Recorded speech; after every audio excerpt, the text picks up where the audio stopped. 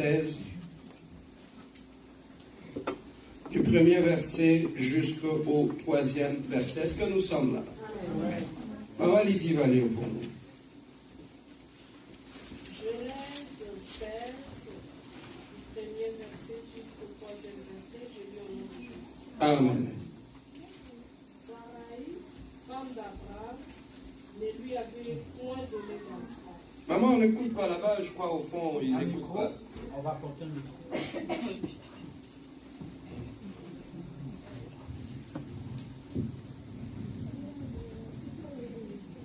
Sarai, femme d'Abraham, ne lui avait point donné d'enfant. Elle avait une servante égyptienne nommée Agar. Et Sarai dit à Abraham, voici l'Éternel m'a rendu stérile. Viens, je te prie, vers ma servante. Peut-être aurais-je par elle des enfants. Abraham écouta la voix de Sarai.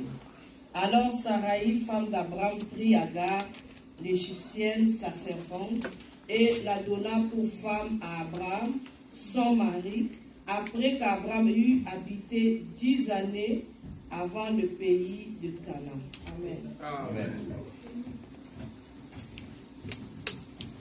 Merci. Merci. Il est pour nous le bon berger. En lui nous pouvons toujours espérer la lumière que nos cœurs contemplent. Les bons. Nous allons exploiter aujourd'hui, je l'ai intitulé la conséquence de l'impatience. Est-ce que quelqu'un peut dire la conséquence de l'impatience? Comment on le dit dans ta langue maternelle? Conséquence à l'ingala, c'est quoi?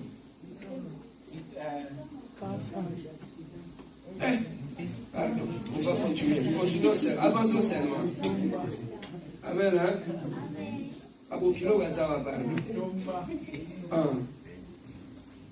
La conséquence de l'impatience. Abraham, Dieu l'avait appelé. Il lui a dit, Abraham, sors de ta patrie, sors de la maison de ton père, sors de ta nation, parce que moi, je vais te bénir.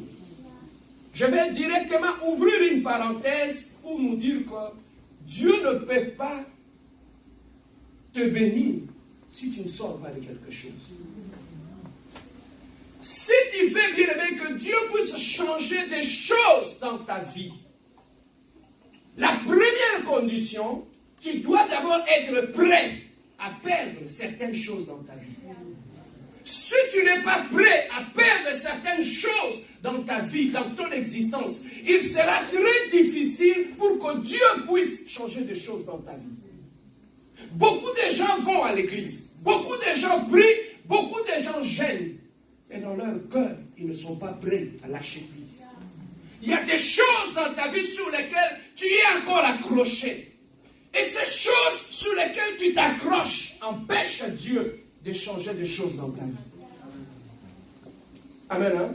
Lorsque Dieu veut te bénir, il y a des choses qu'il doit d'abord retirer dans ta vie. Voilà pourquoi, bien-aimé, je te dis toujours, avant que Dieu ne puisse t'exposer devant les hommes, il commence d'abord par te cacher. Dieu ne peut pas exposer une personne sans l'avoir caché. Avant qu'il puisse exposer David comme roi en Israël, il avait caché d'abord comme berger. Et là, lorsqu'il te cache comme berger, c'est là qu'il va commencer à arracher des choses dans ta vie. C'est là qu'il va commencer à te préparer pour ton élévation. Le problème est que nous ne voulons pas nous cacher. Voilà pourquoi il est difficile pour notre Dieu de nous élever et de nous exposer devant les hommes. Dieu, c'est un Dieu de préparation. Est-ce que quelqu'un peut dire Dieu de préparation? Dieu ne peut pas t'élever sans t'avoir préparé. Oh, la période de la préparation, c'est la période qu'on n'aime pas. La période de la préparation, c'est la période qu'on trouve très longue. Dieu a un plan pour ta vie. Est-ce que quelqu'un regarde ton prochain, dis-lui, Dieu a un plan pour ma vie. Bien-aimé, Dieu a un plan pour ta vie. Mais pour exécuter ses plans dans ta vie, Dieu le fera selon lui, pas selon toi. Est-ce que je peux avancer? Dieu a dit à Abraham, sors de ta patrie, sors de la maison de ton père, parce que moi je vais te bénir. Il lui a dit de sortir de 3 choses. Sors de ta patrie, sors de la maison de ton père, parce que moi je vais te bénir. Pourquoi Dieu lui a demandé de sortir de la maison de son père? Parce qu'il voulait le bénir. Parce qu'Abraham avait grandi dans cette maison. Il avait la mentalité de ses pères. Il pensait comme ses oncles. Il réagissait comme ses tantes. Mais Dieu dit, avec cette façon de voir les choses, il sera difficile pour que moi je puisse te bénir. Il faudrait que tu puisses sortir de cette mentalité ancienne pour que moi je puisse placer en toi la mentalité du ciel. La mentalité du royaume. Bien aimé, ce qui bloque beaucoup de gens, ils ont encore une mentalité du monde, alors qu'ils sont dans l'église. Ils voient encore les choses comme ils étaient dans le monde, alors qu'ils sont dans l'église. Voilà pourquoi quand ta mentalité n'a pas changé, lorsque Dieu te parle, il te fait voir que tu vois toi, malgré tes erreurs, tes failles, tes défauts, moi je vais t'élever, tu seras une grande personne. Tu auras du mal à accepter ça. Pourquoi? À cause tu es enfermé avec cette mentalité-là. La mentalité peut te bloquer. Une personne, lorsqu'il a la mentalité villageoise, il va croire que lorsqu'il a acheté un vélo au village, il est plus riche que tout le monde. Cette mentalité-là, les gens en ont même ici. Ils croient que parce qu'il a acheté une voiture, il est plus riche que tout le monde. C'est une mentalité archaïque. Amen. Voilà pourquoi Dieu a du mal à te bénir. Parce qu'il suffirait que tu puisses acheter un pizza. Tu crois que c'est toi qui manges.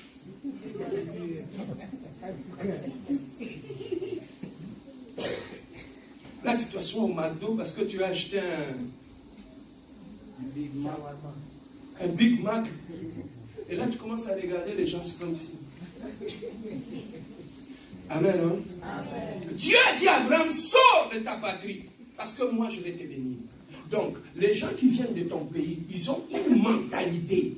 Mais Dieu, pour te bénir, il doit t'arracher cette mentalité-là dans ta tête. Pour que lui puisse te bénir avec la mentalité du royaume. Est-ce que je peux avancer? Amen. Regardez les gens qui viennent, par exemple, du Congo. Ils ont une mentalité là-bas. Pour réussir, il faut que tu écrases l'autre pour que tu puisses monter. Amen. Il faut que tu humilies ton frère pour que tu sois élevé. Amen. C'est cette mentalité-là qui fait en sorte que beaucoup l'ont amené même dans l'œuvre de Dieu. Ils croient que pour être un grand pasteur, il faut qu'il humilie les autres pasteurs. C'est cette mentalité-là que Dieu avait demandé à Abraham. Abraham, je vais te bénir, mais tu dois sortir de cette façon de voir les choses. Bien aimé, tes prières ne marchent pas. Ce n'est pas parce que Dieu ne t'exauce pas, mais c'est parce que ta mentalité fait obstacle à tes prières. C'est comme ça aussi Gédéon, lorsqu'il était né dans une petite famille, il avait un esprit de petitesse en lui. Il était né dans une famille pauvre, dans une petite famille, et avec tout ça, ça finit par l'enfermer dans une sorte de carcan. Et lorsque Dieu est venu lui dire, petit, tu es un vaillant héros. Il avait du mal à comprendre ça. Pourquoi? Parce qu'il était encore dans la mentalité de sa famille. Il a dit, moi je viens d'une petite famille. Je viens d'une famille pauvre. Mon père n'est pas connu. Ma mère n'est pas connue. Comment toi tu m'appelles vaillant héros? Papa, tu ne sais pas qui Dieu t'appelle. Amen. Tu ne sais pas qui Dieu t'appelle. C'est parce que tu es allé au travail, les amis se sont moqués. Ah, regarde, lui, il ne parle pas bien le français. Regarde, lui, il ne s'habille pas bien. Regarde, lui. Alors, tout ça, c'est une prison dans laquelle, bien aimé, ce que les gens disent sur toi, ça peut devenir ta prison. Voilà pourquoi, quand tu viens à l'église, on te dit ce que tu es, tu ne comprends pas pourquoi, parce que tu es dans une sorte de prison. Quand ta mère te dit que yo, ça sort pas, tu es bête, tu ne réussiras pas dans la vie, toi tu es fou, tu ne réussiras pas, tu n'es pas intelligent à l'école, c'est une sorte de prison dans laquelle tu t'enfermes. Voilà pourquoi tu dois écouter ce genre de paroles pour briser cette prison et te libérer mentalement. Amen. Beaucoup de gens, ils peuvent apparaître être libres, ils marchent, mais mentalement, ils sont dans une prison. Tu es dans quelle prison? Comment tu te vois? Comment tu vois ta vie? Tu peux être dans la prison de ton erreur du passé. Tu avais commis une erreur dans le passé. Mais cette erreur-là peut devenir ta prison. À chaque fois que tu veux faire quelque chose, tu penses, voilà la bêtise que j'avais faite. Tu sens impuissant. Mais Dieu te demande aujourd'hui de sortir de cette erreur-là. J'entends quelqu'un qui dit, pasteur, je suis libre. Oh, j'entends une femme dire que, pasteur, je suis libre. Il a dit à Abraham, avant que je ne puisse te bénir, tu dois sortir de la maison de ton père. Parce que moi, je vais te bénir. Et pendant ce temps-là, Dieu avait donné beaucoup de promesses à Abraham. Abraham commençait à grandir, il avait les promesses de Dieu. Abraham était content. Dieu m'a donné des promesses, je serai grand, mon nom sera grand, j'aurai une postérité, et Dieu me bénira. Abraham était dans la joie. Vous savez, lorsque Dieu te parle, lorsque Dieu te promet des choses, tu es heureux. Tu te dis, mon avenir est assuré. Parce que ce n'est pas un homme qui a dit ça, mais c'est le Dieu du ciel qui m'a promis toutes ces choses-là. Abraham était dans la joie. Abraham était content. Abraham, peut-être, il adorait Dieu. Il avait la force. Mais jusqu'à ce que le jour se passait, l'âge avançait.